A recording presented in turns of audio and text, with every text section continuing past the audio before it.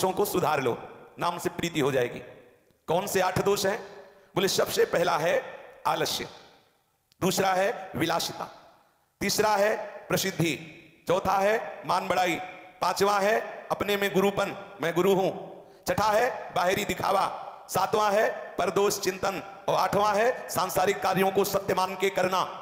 सांसारिक कार्यों को सत्य मान के करना। अरे व्यापार कर रहे हैं, क्या नाम जप करना? नौकरी कर रहे हैं, अब ये भी तो है सब, क्या नाम जप करना? सांसारिक कार्यों को सत्य मान के करना। अगर सत्य उनमें मान्यता है तो नाम छूट जाएगा, और अगर उनके प्रति ये भावना है कि केवल हमें इस कार्य को पूर्ण करना है शास्त्र संयम के अनुसार सेवा के भावना से, और निरंतर सत्य तो नाम है इसलिए उसका रटन करना है, सत्य भाव नाम में। और वास्तविक बात है इस स्वाप्निक जगत में सत्य केवल प्रभु है, ये तो बाहरी माया का ये एक ऐसा आश्चर्यमय नाटक है जिसे हम समझ नहीं पा रहे। पहला है आलस्य, ये हमारे अंदर आलस्य बैठ गया, कल कर लेंगे नियम पूरा, ये बहुत साधकों में बहुत होता है। अभी कै बजे? 4, आधा घंटा और सो लेते हैं, आधा घंटा लेटे पता चला 6:30 बज गए, कोई बात नहीं है, अब जीवन भर भजन ही तो करना है, अंदर मन क्या कर, अब भजन ही तो करना है। अब फिर आलस्य, अब आप सोचो कितना आलस्य है कि सत्संग में नींद आ रही। अरे कौन सा शब्द तुम्हारे जीवन का परिवर्तन कर दे, तुम्हें सत्संग में नींद आ रही? 1 घंटा पहले से कुछ ऐसे उपासक है जो यहां बैठे रहते हैं केवल इस बात के लिए कि सत्संग के शब्द कब कान में पड़ेंगे। हम प्रणाम करते हैं उनकी भावना को। आज देखकर यही साधु कुछ ऊपर कह रहे थे कि देखो भाई इनके अंदर देखो, ये 1 घंटा से बाहर बैठे 2500 लोग, इसलिए केवल बैठे हुए हैं कि सत्संग होगा और हम उसे सुनेंगे। आप देखो श्री जी ये देख रहे हैं कि आप कहां अपने चित्त को लगाए हुए, आप सत्संग के लिए बैठे, प्रभु की चर्चा सुनने के लिए बैठे, तो प्रभु जान रहे हैं कि हमसे कितना प्यार कर रहे हैं। हमारी बात सुनने के लिए घंटों पहले से धूप में बैठे हुए हैं, कष्ट सह रहे हैं, हम सत्संग हो रहा और हमें नींद आ रही, लार बह रही, दीवार का सहारा ले, और फिर कोई देख ना ले इसलिए खोपड़ी लाते बहुत बढ़िया समझ रहे हैं, फिर ऐसे बैठे। अब वो तो जब वीडियो बनता है ना तो कभी कभी वो सत्संग के श्रवण के लालच से उससे जब सुनते तो उसमें दिखाई देता है कोई कोई महापुरुष होते हैं जो ऐसे धीरे धीरे ऐसे फिर ऐसे ऐसे करते हैं। प्रसंग क्या चल रहा है कुछ मतलब नहीं। किसी से पूछा कि आज तो बहुत सुंदर सत्संग हुआ ठाकुर जी की कृपा से, अगर साधक उतार ले जीवन में तो बड़ा लाभ हो, आपने कुछ पकड़ा आज के सत्संग में? बोले ध्यान नहीं दिया, ध्यान नहीं दिया, वो आज ध्यान नहीं दे पाए कि क्या सत्संग हुआ। अब आप बताओ 1-1.5 घंटा के भागवतिक विषय को एक शब्द भी उन्होंने ध्यान नहीं दिया। आश्चर्य हुआ कि ऐसा भी होता है चित्त कि सत्संग पूरा निकल गया और उनको एक शब्द भी नहीं मिला। ये आलस्य की बातें छोड़ो, कुछ सत्संग में और कुछ एकांत में, बोले हम थोड़ा एकांत सुनते हैं, हमें सो रहे हैं, अभी आपको दर्शन करावे होंगे आसपास ऐसे 2-4 है महापुरुष जो समाधि भाव को प्राप्त हो जाते हैं, सत्संग सुनते सुनते लीला प्रवेश हो जाता है। हाँ, और जब एकदम एकदम मतलब ऐसा लगता है कि पूरा वो श्री जी से बात कर रहे थे अभी। तो हम इस बात पर ध्यान दें कि हमारे समय को आलस्य प्रमाद ना नष्ट कर पावे। आलस्य हमारे निरंतर नाम सिद्धि के लिए बहुत हानिकारक है। कल कर लेंगे, परसों कर लेंगे, अरे धीरे धीरे नाम बढ़ाएंगे, कभी ना कभी तो पूरा होगा ही, ऐसा नहीं। हम जो नियम गुरुदेव से लें उसे बहुत दृढ़ता पूर्वक निर्वाह करें। ऐसे भी साधक हैं कि पूरी रात भजन करते हैं, हृदय गदगद हो जाता है बात सुनकर, पूरी रात भजन करते हैं, दिन में 3 घंटे 4 घंटे विश्राम कर लिए, रात भर भजन कर। गृहस्थ साधक हैं, वर्षों से कर रहे हैं, 8 बजे शाम से बैठ जाते हैं और सुबह सत्संग शौच स्नान करके आते हैं सीधे भजन से उठ के। ऐसे साधक हैं, ऐसे गृहस्थ है, पति पत्नी दोनों रात भर भजन करते हैं, वर्षों से नियम ब्रह्मचर्य धारण किए, गृहस्थ है और किसी को जानने नहीं देते कि हम ऐसा भजन करते हैं। और जब उनसे चर्चा हुई तो उन्होंने प्रार्थना की, कभी कृपा करके ये बात किसी से न कहना, कभी कह मत देना। कैसी दैन्यता, कैसा भजन के प्रति महत्व, कैसा छुपाव भजन का। हमें आलस्य अच्छा लगता है, सोना अच्छा लगता है, कैसे निरंतर नाम में प्रीति होगी? सोचिए, हमारी मृत्यु कब हो जाए क्या भरोसा?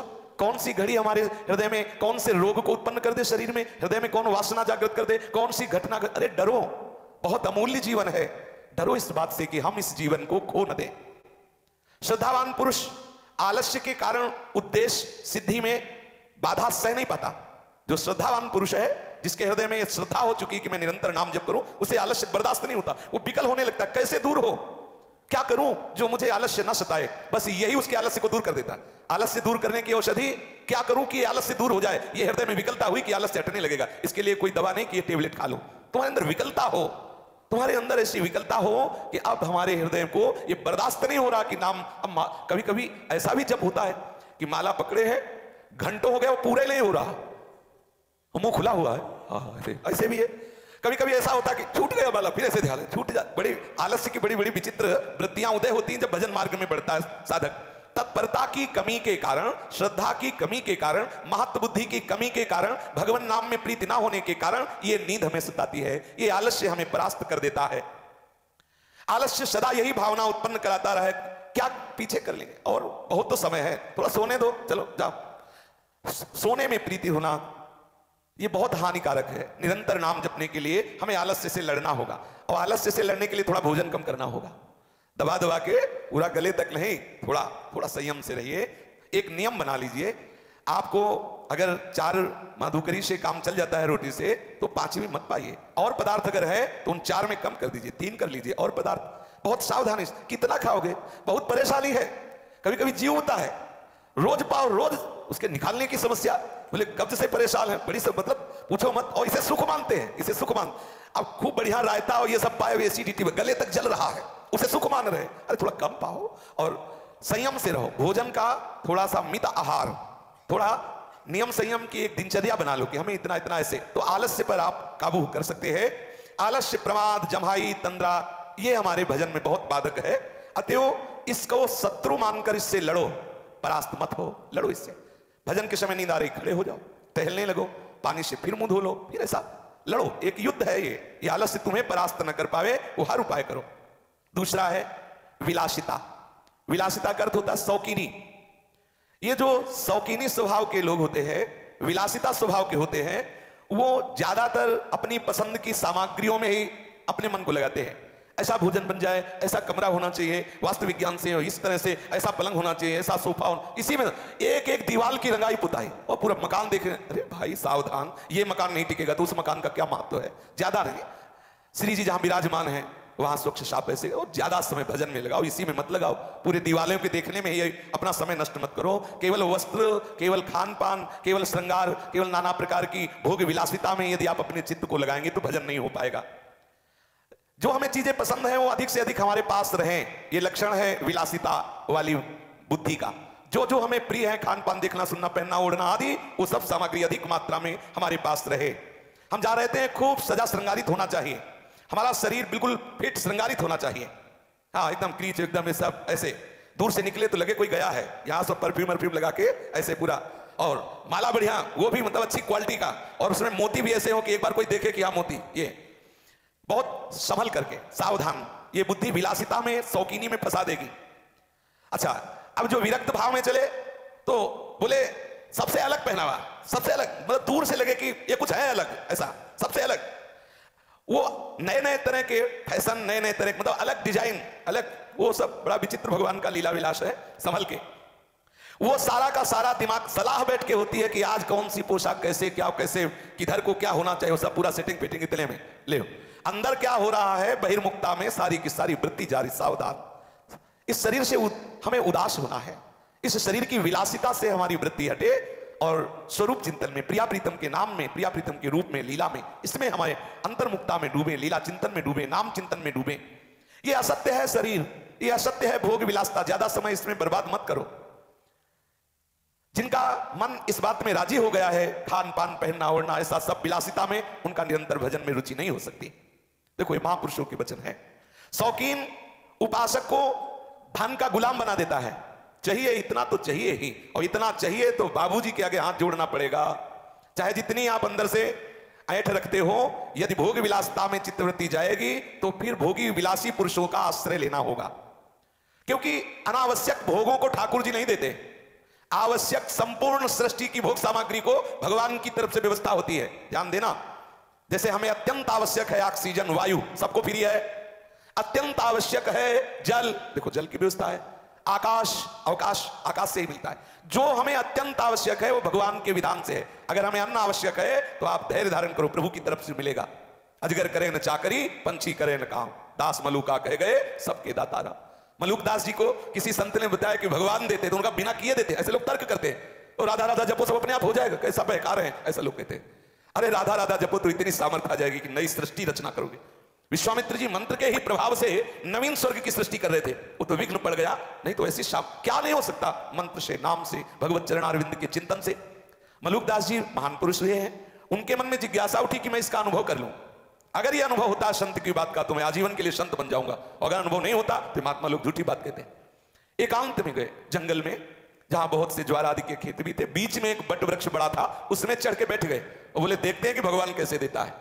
शाम हो गई, संध्या के समय उधर से राजकुमार अपने 3 अंगरक्षकों के साथ ऐसे विहरण करने के लिए घोड़े में निकला था। उसने देखा बहुत हरा भरा वृक्ष है, बोले संध्या का समय है, चलो यहीं प्रसाद पाते हैं। तो बैठ गए 4 पत्तलों में। अब राजभोग सुंदर राजकुमार पाएगा तो वहां कोई चटनी रोटी थोड़ी पाएगा, वो तो बहुत तरह के सुंदर सुंदर पकवान मिष्ठान, सब बहुत सुंदर 4 पत्तलों में लगे। इतने में एक अंगरक्षक ने कहा कि धूल उड़ती नजर आ रही है, हमें लग रहा है कि ये चोरों का समुदाय आ रहा है घोड़ों में सवार, इसलिए महाराज भागना चाहिए, क्योंकि हमारे पास सैनिक नहीं। तत्काल 4 घोड़े पे सवार हुए वो और वहां से चले गए। और बात ऐसी ही थी, उधर चोरों का समुदाय अपने सरदार के साथ उसी वृक्ष के नीचे आके रुका और ताजा ताजा सब भोजन सामग्री लगी थी। तो उन्होंने कहा अच्छा हमारे पीछे सीआईडी लगे हुए हैं, मतलब हमारे मारने के लिए यहां पहले से भोजन सजा के रखा गया है। सरदार ने कहा खोजो, क्योंकि भोजन लगाने वाला यहीं कहीं बैठा देख रहा होगा कि हम लोग पाते हैं कि नहीं, और इसमें जहर मिलाया गया है और कोई पाना नहीं, खोजो। अब खोज शुरू हुई तो एक ने वृक्ष के ऊपर देखा तो महाराज बैठे हुए थे। बोले नीचे उतरो, बोले नहीं उतरे, बोले नीचे चढ़ गए, नीचे उतारा उनको, बोले जबरदस्ती 4 पत्तल इसी को पवाओ, ये हम सबको मरवाना चाहता है, यही मैं। वो कह रहे नहीं, तो बोले जबरदस्ती मुंह खोलो, अपने हाथ से कचौड़ी सब्जी गुलाब जामुन सब ठूस ठूस के पवा रहे। 4 पत्तल जबरदस्ती मलुकदास जी को पाए, वो हंस रहे, पवा के बोले मर ले तो चलो, सब चले गए। तब वो कह रहे अजगर करे ले चाकरी, पंछी करे ले काम, दास मलुका कह गए सबके दाता राम। देखो भगवान कैसा कैसा विधान बनाते हैं। भगवत आश्रित आवश्यक की पूर्ति प्रभु की तरफ से होती है, विलासिता में हमारी वासना होती है, हमारी कामना होती है। शौकीनी भोग विलासिता में हमें धन चाहिए, धन के लिए विषयी पुरुषों की चाटुकारिता करनी पड़ेगी और विषयी पुरुषों का संग ऐसे परमाणु देगा कि आप भजन कर ही नहीं सकते। वही विषयी की चिंतन होंगी, जो उसका चिंतन वही आपका होने लगेगा। सुंदर मकान, बढ़िया बढ़िया बहुमूल्य महीन वस्त्र, सुंदर भोजन, इत्र फुलेल, दर्पण, घड़ी, छड़ी, पाउडर, खाने पहनने, बिछाने, चलने फिरने, सूंघने, देखने, सुनने, ये सब विलासिता। उपासक सावधान रहे, आवश्यकता की पूर्ति करके निरंतर भजन परायण रहे। भगवान से प्रार्थना करना कि प्रभु कभी हमारी मन बुद्धि आपके नाम से हटकर भोगों में न पुनः चली जाए। साधक सावधान रहे, शौकीनी से बचे, नए नए भोग सामग्रियों के विलास की वृत्ति से बचे। बहुत दिन हो गए समोसा चटनी नहीं खाई, बोले मन कर रहा है, तो अब मन क्या क्या मांगेगा, कैसे कैसे, बोले थोड़ा बदलना चाहिए। या बदलना नहीं, या एक ही रखना है, यहां नहीं बदलना, ना हमें दृश्य बदलना है, ना हमें स्वाद बदलना है। हाँ, बहुत दिन तक हम अपने नियम से चले तो मन मर जाएगा, वही रोटी सब्जी पाते पाते जी उब गया, थोड़ा और कुछ होना चाहिए। ये मन की मांग है, ये विलासिता है, इधर उधर भटको मत। साधारण जीवन व्यतीत करोगे तो असाधारण बन जाओगे। अगर इस तरह भोग विलासिता में वृत्ति फंस गई तो भजन छूट जाएगा या भजन बनेगा ही नहीं। जो मनुष्य निरंतर भजन करना चाहता है उसको वैराग्य का आश्रय लेना चाहिए, विलासिता का नहीं। भगवत प्राप्ति के मार्ग पर वो अग्रसर नहीं हो सकता जो बैठे धन का चिंतन करता है, भोगों का चिंतन करता है। भोगों का चिंतन करने से वृत्ति गंदी होती जाती है, तरह तरह की युक्तियां भोग वासनाओं के लिए प्रकट होने लगती हैं। पहले पहले तो भाई ये कर्तव्य है, शरीर की रक्षा करना कर्तव्य है, सिखाते हैं। ओ शरीर की रक्षा करने से ही धर्म की पूर्ति होती है, तो इसलिए शरीर को खूब घी पियो, खूब मतलब भोग विलासिता में रहो। अरे सड़ेगा ये, इसे ज्यादा प्यार मत करो, मतलब भर के लिए इसको आहार विहार विश्राम देकर निरंतर भजन में लगाए रखो। जो भोगों की तरफ अपनी वृत्ति को जाने को धर्म मान लेता है, ये भोग वृत्ति उसके भजन का सर्वनाश कर देती है। ऐसे विलासी पुरुषों का संग, ऐसी विलासिता की आकांक्षा, दोनों का त्याग करने से हमारे हृदय में भजन की वृत्तियां बढ़ती हैं। जो भोग विलासिता में फंसते हैं वो धन का नाश करते हैं और अपने स्वस्थता का नाश करते हैं, आयु का नाश करते हैं, अपनी सादगी सतोगुणी वृत्ति का नाश करते हैं, अपने परम स्वार्थ भगवत प्राप्ति के मार्ग से भ्रष्ट हो जाते हैं। वैराग्य का नाश होता है, उनके हृदय में भक्ति ज्ञान का प्रकाश नहीं हो सकता। तीसरा है प्रसिद्धि। जब थोड़ा साधक भजन मार्ग में चलने की चेष्टा करता है तो लोग उसका सम्मान करने लगते हैं। इस सम्मान को विष के समान न समझ करके वो अमृत के समान समझने लगता है और उसका पतन हो जाता है। प्रसिद्धि, बहुत लोग जान जाए कि हम भी कोई बहुत त्यागी महात्मा, भजनानंदी, बड़े विद्वान, अच्छे प्रवचन करता, आदि आदि। भगवत भजन, भगवत प्रेम, भगवत मार्ग में त्याग को आंतरिक भाव में छुपाना होगा। जैसे उल्टा स्त्री जार पुरुष के प्रेम को छुपाती है, ऐसे ही आप भगवत भजन को, भगवत अनुराग को, भगवत संबंधी त्याग वैराग्य को छुपाएं। साधक की जहां जहां प्रसिद्धि बढ़ने लगती है, अगर वो भगवत संबंध से युक्त अनुभव अपने आप को नहीं किए, अर्थात भगवत साक्षात्कार नहीं किए, तो इस प्रसिद्धि को अपना लक्ष्य बना लेता है। जितना अधिक यश हो वही हमारा जीवन है। फंस गया, कंचन कामिनी कीर्ति, ये प्रसिद्धि में फंस गया। साधक के लिए एकांत में भजन करने का अवसर खत्म हो जाता है। वो बस इसी विधान में लगा रहता है, कैसे हमारी प्रसिद्धि बढ़े, कैसे हमारी पूजा बढ़े, कैसे हमारा मान बढ़े, विश्व में सबसे बड़े हम हो जाएं, सबसे बड़े, हमारे जोड़ का दूसरा ना हो। ये ऐसा अहंकार जागृत हो जाता है। सम्मान से अहंकार जागृत होता है, अपमान से अहंकार का नाश होता है। इसीलिए सम्मानम कलयाति घोर गर्लम नीचापमानम शुद्धा, ये सम्मान बड़ा विषय है। सैकड़ों, हजारों, लाखों जितने बढ़ जाएं उतने ही हमारे आनंद का विषय हो, ऐसी अंदर से वृत्ति बढ़ने लगती है। वो व्यवहार को ही अपना परमार्थ समझने लगता है। जीवन बहिर्मुख हो जाता है, अंतर्मुखता बिल्कुल खत्म हो जाती है, बहिर्मुख वृत्ति बढ़ने लगती है। वो बाहर के कामों में फंस जाता है और जो निरंतर नाम लेने का, निरंतर भजन करने का नियम था वो खत्म हो जाता है। दिनों दिन अधिकाधिक परिचय बढ़ाना, जो अपना स्वरूप है, जो अपना लक्ष्य है, उसको भूल जाना, ये प्रसिद्धि से हो जाता है। प्रसिद्धि कायम रखने के लिए पाखंड करने लगता है। प्रसिद्धि कायम करने के लिए दूसरे की निंदा करने लगता है। मैं श्रेष्ठ हूं, मैं पवित्र हूं, मैं संयमी हूं, मैं अच्छा हूं, वो तो ऐसे ही है, निंदा करने लगता है। रात दिन नए नए ढोंग रचता है संसार में हमारा यश हो जाए। वो धनी पुरुषों की चाटुकारिता करता है, झूठा दिखावा, पाखंड, जिससे लोग प्रभावित हो जाए, उसको धन दे। अंदर अंदर जलता रहता है, लेकिन सच्चे सुख की तरफ से विमुख होकर वो बाहरी संसार की भोग सामग्री बटोरने के लिए नाटक करने लगता है। वो त्याग भी करता है तो प्रशंसा के लिए, प्रसिद्धि के लिए। अरे महाराज पैसा नहीं छूते, महाराज जैसा या जो भी जैसा, हम तो प्रवचन का पैसा लेते ही नहीं, और हम तो ऐसे ही फ्री। उसमें भी अंदर वासना हो सकती प्रसिद्धि की, मेरा यश हो, ये तो निस्वार्थ सुनाते हैं। ये अंदर का विषय, अंदर देखना है। बड़े बड़े मान सम्मान को अभी त्याग करते हैं मान प्राप्ति के लिए, ये बड़ा सूक्ष्म विषय है। उनका जीवन कपट में हो जाता है, दुख में हो जाता है, वो संताप का घर बन जाते हैं। ऐसी अवस्था में भजन का नाम नहीं रह जाता, नाम भी नहीं रह जाता, भजन केवल नाटक चलने लगता है। अतएव साधक को देखना चाहिए, यदि सम्मान प्रिय लग रहा है तो जल्दी से जल्दी अपना सुधार कर लो। सम्मान को विष के समान समझकर भागो, सम्मान से बचो, प्रसिद्धि से बचो। एक बात याद रखनी चाहिए कि जो भजन में तन्मय होकर भगवत तत्व को प्राप्त कर चुके हैं, उनकी प्रसिद्धि लोगों को पावन करती है। इस तरह सब जग विमल की रति साधु संगति ना टरे, क्योंकि उन्होंने उस वस्तु को प्राप्त कर लिया जिसके प्राप्त करने के बाद फिर ये दंभ पाखंड नाटक ये उनका स्पर्श नहीं कर सकता। जितनी प्रसिद्धि बाधक है, वो जब तक भगवत प्राप्ति नहीं हुई तब तक उनका भजन इस कोटि का हुआ है कि उन्हें ना तो कोई डर रह गया है, ना कोई आकांक्षा रह गई है। जितना भजन है उससे अधिक यदि प्रसिद्धि है और आप उसका भोग कर रहे हैं तो आप गिर जाएंगे। लेकिन जिन्होंने वस्तु तत्व का बोध कर लिया है, उनके गिरने की कोई भी किसी भी तरह की वृत्ति नहीं रहती। जहां कोई भजन के बिना ही पुण्य बल से अपनी प्रसिद्धि फैला देता है, वो भ्रष्ट हो जाता है। भजन करके भगवत प्राप्ति करना, भगवान खुद वैसी सेवा दे देते, करो। अब हमारे इस जन समुदाय रूप, हमारे इस भगवत स्वरूप समाज की सेवा करो, समाज के सेवक बनो। जो अनुभव हुआ है वो समाज को दो, प्रभु सेवा दे देते हैं। चौथा है मान बढ़ाई। ये बड़ी मीठी छुरी है, साधक किसी अपनी हाथ से इस मीठी छुरी से गला काट लेता है। बहुत ही मनोहर लगता है मान बढ़ाई। साधक के साधना जीवन को नष्ट करके पूर्ण रूप से विषयी बना देता है मान बढ़ाई। संसार के बड़े बड़े पुरुषों के बहुत बड़े बड़े कार्य मान बढ़ाई पर बिकते हुए देखे गए हैं। असली फल प्राप्त किए बिना मान बढ़ाई के प्रवाह में पड़ गया तो मान बढ़ाई को अधिक मूल्य देने के कारण आंतरिक चिंतन से रहित हो गया। बड़ाई पाने के लिए मान का त्याग करते हुए देखा गया, प्रशंसा पाने के लिए प्रशंसा का निषेध करते देखा। अब प्रशंसा मत करो, ये प्रशंसा, और देखो ये प्रशंसा नहीं चाहते, ये भी प्रशंसा। बड़े बड़े मान पत्र आदि का त्याग करते हुए मान प्राप्ति के लिए सबसे नीचे झुक के रहना, झुक के बैठना, ऐसा दिखावा भी हो सकता है। अंदर से मान बढ़ाई मीठी लग रही है तो आपका ऊपरी जीवन नाटक होने लगेगा। मान बढ़ाई के लिए वो नाना प्रकार के भेष बदलता है, बनावट। जहां किसी कारण से परमार्थ में मनुष्यों की निंदा होने लगती, झट से वो भेष, वो कार्य छोड़ देता है, क्योंकि मान बढ़ाई प्रिय है। ऐसा रहेगा तो उसका नाटक, वो दूसरा रख ले, क्या बोले उसमें क्या रखा है, ऐसे जिस क्रिया से, जिस इससे देखा कि इसकी तो निंदा हो, तत्काल वो अपने आप को बदल लेता है। वो उसी में लगता है जिससे समाज उसकी बड़ाई करे। प्रभु से नहीं, संसार से मान बढ़ाई चाहता है। मान बढ़ाई की इच्छा का साधक सर्वथा त्याग कर दे।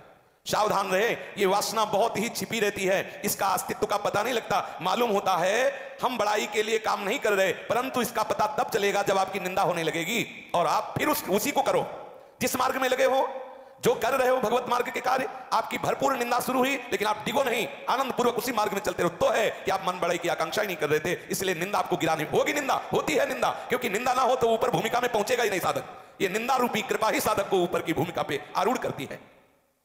यदि बड़ाई सुनने पर मन में संतोष लगने लगा कि चलो अच्छा हुआ, कितने लोग हमको पसंद करते हैं, बस लोग पसंद करते, ठाकुर पसंद नहीं करता। आप बिल्कुल सावधान रहिए। ये अज्ञानी जी साष्टांग दंडवत करके भगवान और सरकार कहेंगे तो सरक जाओगे। बहुत भगवान भी बड़े विनोदी है, भेज दिए। अरे आप तो हमारे भगवान अवतार हैं सीधे। अब वो फुलरा चढ़ गया कि हम अवतार हैं, फिर माया को भेजते कि इस अवतार का नशा उतारो। तब फिर अब करे तो क्या करे, बाहर तो अवतार बन चुका है, अब पीछे उसकी माया धुलाई कर रही है, तब वो अंदर से जलता रहता है, बाहर से नाटक करता रहता है। बहुत से साधक तो भोगों का त्याग मान बढ़ाई के लिए करते हैं। हम वस्त्र नहीं पहनते, हम अन्न नहीं खाते, हाँ, लेकिन कूटू के पकौड़ी और कचौड़ी पा लेते, हाँ, अन्न नहीं पाते। इतना महंगा कूटू, अरे भाई 250 ग्राम आटे से पेट भर जाता है, जो 2-4-5 रुपए का होता होगा, तो 100-150 रुपए की कूटू और सिंघाड़े के आटे का काहे प्रयोग करो। बहुत से मनुष्य तो भोगों का त्याग करते हैं मान बढ़ाई पाने के लिए, लेकिन जो भगवद आश्रित होता है, जो प्रभु जिसकी बड़ाई करते हैं, प्रभु जिसको आदर देते हैं, वास्तविक वही सम्मान योग्य है। इसलिए हम स्वयं मान बढ़ाई की आकांक्षा न करें।